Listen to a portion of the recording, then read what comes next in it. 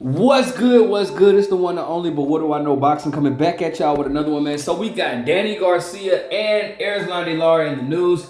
I was just looking at an interview with Danny Garcia. Shout out to Marcus Vegas.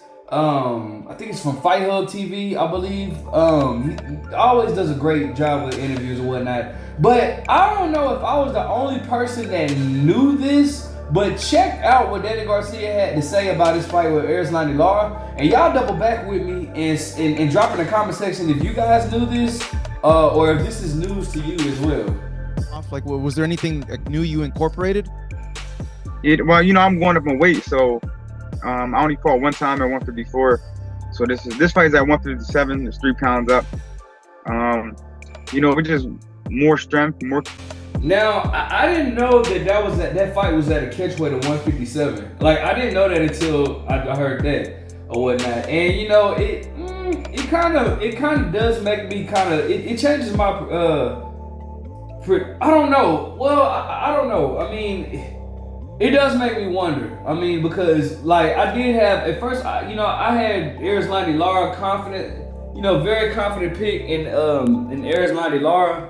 But seeing how I'll put it like this, bro. If you watch Erislandy Lara, this is the good thing about having YouTube, right? Go watch Erislandy Lara for 10 years ago. Go watch him now. You can see Erislandy Lara has gotten big, and that's gonna happen with age. It just happens. You know what I'm saying?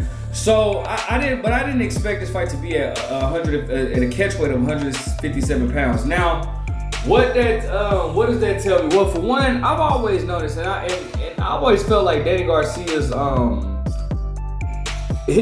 Danny Garcia doesn't get credit for a lot of the things that he does that he should get credit for, right? But Danny Garcia and Erislandy Lara's career is kind of at the end, at the final chapter, right? And every fighter, if you guys noticed that every fighter that popped out or that became more of a, I don't want to say a star, but solidified their name from in between the years of 2012 to 2015, it's like they're all starting to, they're all starting to, make their way out of boxing. You got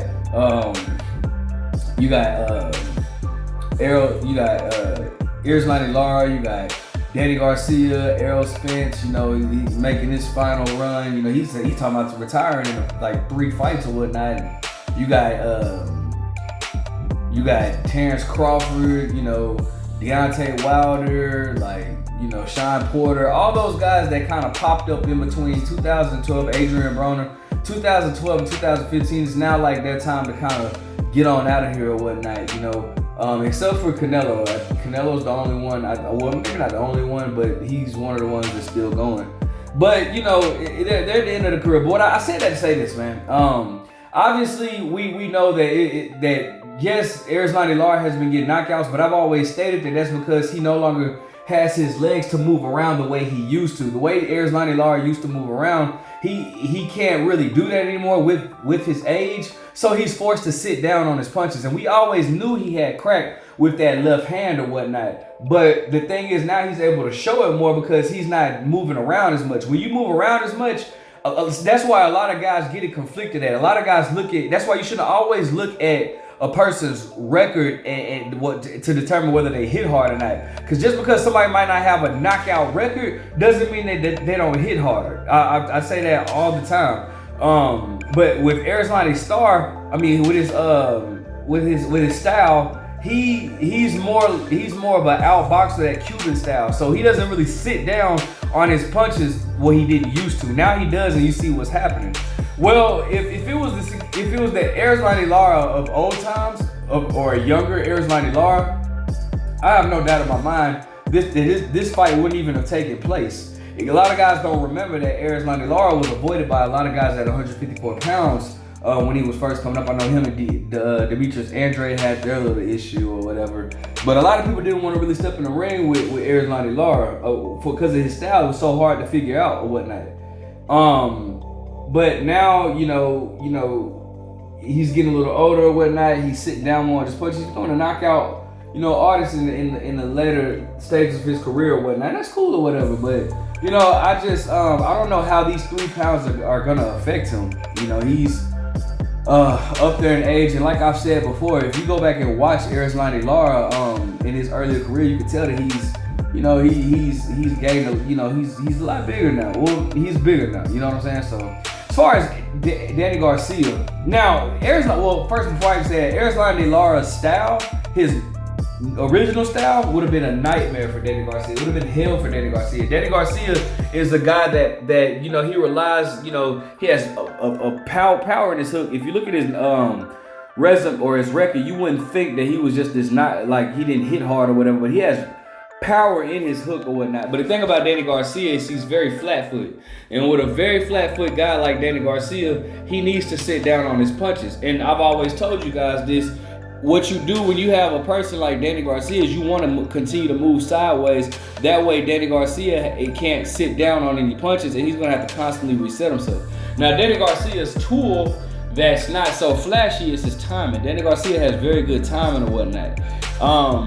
But I still don't, if the weight, and I'm not trying to make safe bets, but I do have to say, if the weight doesn't affect Erislandy Lara, I still have Erislandy Lara winning. Now, Danny Garcia has proved he has a very proven chin. And I think that Danny Garcia doesn't get enough credit. A lot of people want to talk about what he did at, his gifts and all this type of stuff. And true indeed, some of them should have been a loss. But, they let that overshadow what he's done in his career. Like, this dude was not supposed to be, he fought an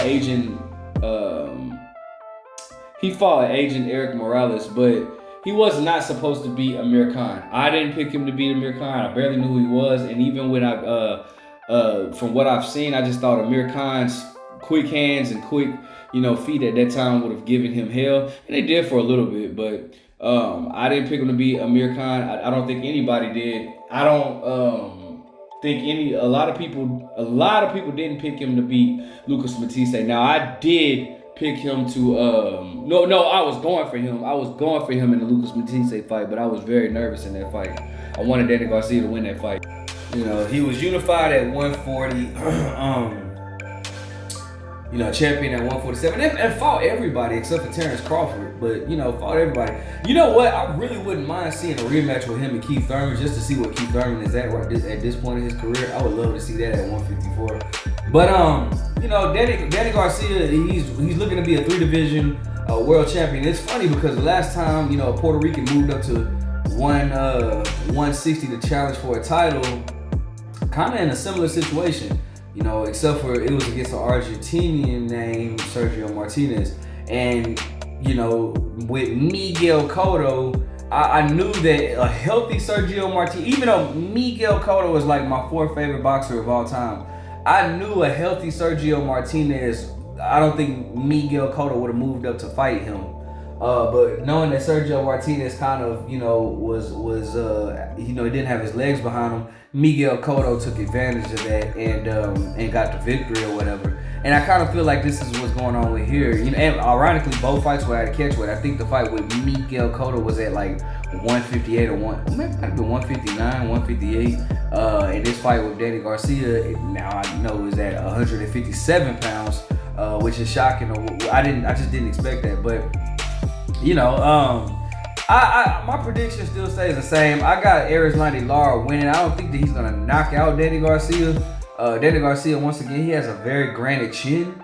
But who knows? Danny Garcia ain't been in the ring. He's not been active at all. That's another reason why I don't see him beating Erislandy Lara. Even with this catchweight going on, like Danny Garcia has fought twice in 4 years?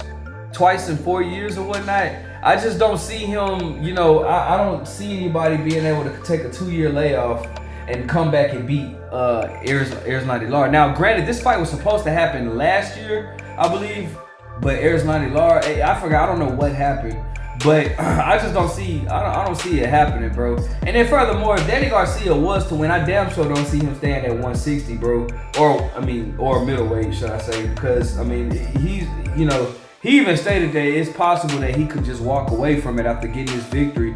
He felt like that would be one of the best things to do for him to go ahead and call it a day, after a great career. Now I don't know about him. He says he feels like he's a Hall of Famer. He's entitled to that. I wouldn't be upset if he was. I just would like to know your criteria in the comment section. So if you feel like he is, or if you feel like he's not a Hall of Famer, should I say?